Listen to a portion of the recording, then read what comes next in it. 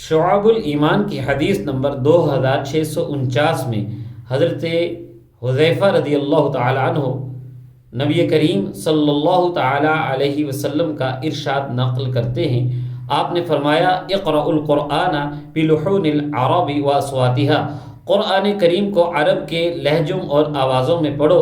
وَإِيَّاكُمْ وَلُحُونَ أَهْلِ الْفِسْقِ وَأَهْلِ الْكِتَابَيْنِ، اور نافرمان لوگوں اور یہود و نصارہ کے لہجوں سے بچو۔ فَإِنَّهُ سَيَجِيءُ مِن بَعْدِ قَوْمٌ يُرَجِّعُونَ بِالْقُرْآنِ تَرْجِيعَ الْغِنَاءِ وَالنُّوحِ، کیونکہ میرے بعد کچھ ایسے لوگ آئیں گے جو قرآن کریم کو گانوں کی طرز پر اور نوحوں کی طرز پر پڑھیں گے۔